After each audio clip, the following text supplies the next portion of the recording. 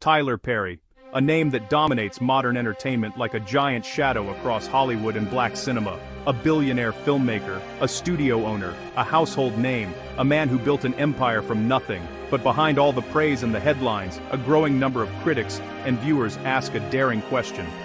Is Tyler Perry overrated? In today's deep dive, we will explore the facts, the controversies, the successes, and the hidden weaknesses behind one of America's most polarizing filmmakers. Prepare yourself, because this story is more complicated than you think. Before we talk about whether he's overrated, we must understand how Tyler Perry became Tyler Perry. Born in New Orleans, raised in trauma, abused as a child, he escaped pain through writing. Perry began staging plays in the 1990s, often to empty seats. He slept in his car. He was broke, discouraged, but determined. Then, in 1998, one play changed everything. I Know I've Been Changed. From that moment, he built a loyal audience that followed him from stage to screen. By 2005, he released Diary of a Mad Black Woman, and Medea became a cultural icon.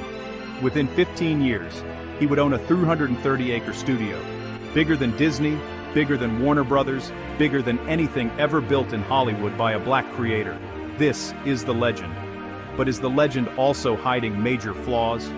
Here's where the debate gets loud. Tyler Perry's movies make money, sometimes huge money, but critically, they crash hard. Most of his films sit at 20–40% on Rotten Tomatoes. Award shows generally ignore his work. Film scholars rarely include him in discussions about great storytelling. Critics say, his plots are predictable, his characters are flat, the endings are rushed and unrealistic, the themes repeat over and over. So while he dominates commercially, he struggles artistically. Some argue he is celebrated as if he's Spike Lee, Ava DuVernay, Coogler, or Barry Jenkins, but his body of work doesn't compete on a cinematic level. This is one of the main reasons people say Tyler Perry is overrated. Another major criticism is Perry's insistence on doing everything alone. He writes every script, directs every project, produces almost every TV show, sometimes films full seasons in just a week. Hollywood works through collaboration. Writers' rooms exist for a reason. Dialogue improves with input. Plots sharpen with editors. Characters deepen with discussion. But with Perry, it's one man controlling an entire universe of content. And it shows. Actors have revealed shocking details, long monologues filmed in one take, scenes rushed because of tight schedules, scripts written overnight, continuity errors not corrected. Some viewers feel Perry isn't overrated as a businessman, but overrated as a writer who refuses to evolve. Now we enter one of the most controversial parts of Tyler Perry's legacy, the portrayal of black characters. Many scholars and filmmakers argue that Perry's stories often rely on harmful stereotypes: the angry black woman, the violent or cheating black man, the light-skinned savior trope, the exaggerated church comedy, loud, over-the-top behavior, for laughs. Spike Lee famously criticized Perry's work as coonery and buffoonery. Perry defended himself, saying he creates what audiences relate to. But the question remains, are these characters uplifting the black community, or embarrassing it? Some viewers say Perry simplifies black life into trauma, cheating, and melodrama, instead of exploring complexity and diversity. Others argue that his movies tell only one version of blackness, one that Hollywood already overuses. This debate fuels claims that Perry's cultural impact is overrated or even damaging.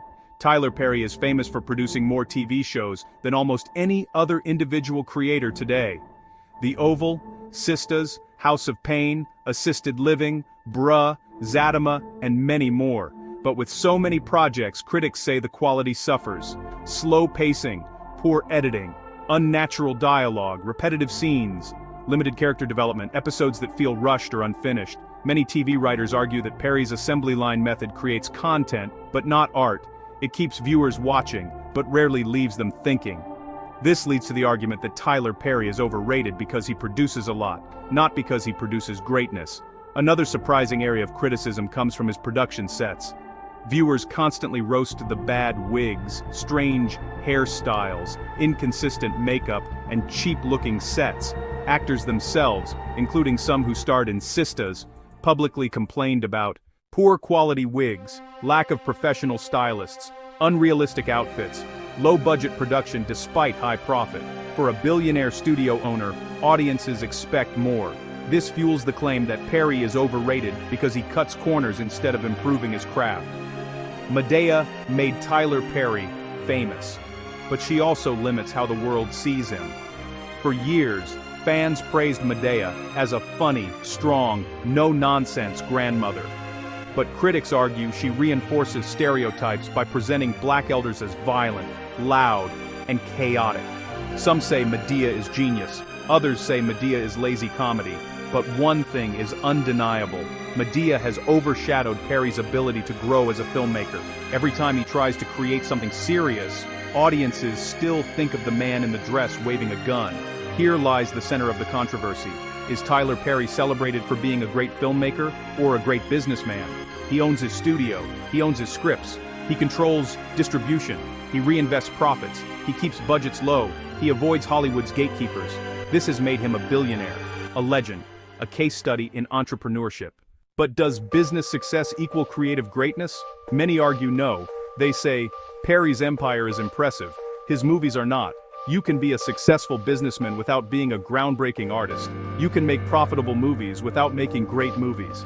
This is one of the strongest reasons people claim Tyler Perry is overrated. We must be fair. Tyler Perry has done incredible things for the entertainment industry. He created thousands of jobs in Atlanta. He gave second chances to struggling actors. He donates heavily to community causes. He built a studio on land where black people were once exploited. He made his own seat at the table when Hollywood would not give him one. These achievements are powerful and historic, but even supporters admit his creative output needs improvement. So is he overrated, or is he simply judged by the wrong standards? To understand why some call Tyler Perry overrated, let's compare him with other black creators. Ryan Coogler, known for Black Panther and Creed, praised for world-building and emotional depth. Ava DuVernay, celebrated for Selma and When They See Us, known for political precision. Barry Jenkins, Moonlight won an Oscar, admired for cinematography and subtle storytelling. Jordan Peele, revolutionized black horror with Get Out and Us. These filmmakers focus on artistic excellence. Tyler Perry focuses on mass production. This contrast explains why Perry is seen as a giant in business, but not necessarily a giant in filmmaking. Here's the plot twist. Despite all the criticism, Tyler Perry has one of the most loyal audiences in the world. They love him because his stories feel familiar. His comedy is relatable. His characters remind them of family members. He speaks to church culture. He offers inspirational endings. To many, he is not overrated.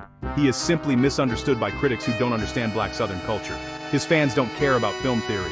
They care about connection.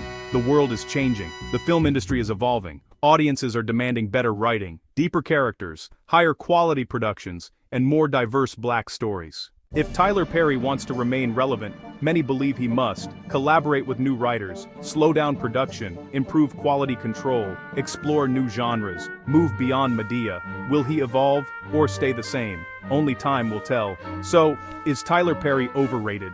The answer is not simple. He is a brilliant businessman. He is a cultural icon. He is a trailblazer who created opportunities for thousands. But as a filmmaker, as a writer, as an artistic visionary, many argue that he falls short. Not because he isn't talented, but because he hasn't pushed himself to grow beyond what made him famous. The truth is this: Tyler Perry is not overrated as a mogul, but he is absolutely overrated as a filmmaker, and that is the real conversation Hollywood is afraid to have.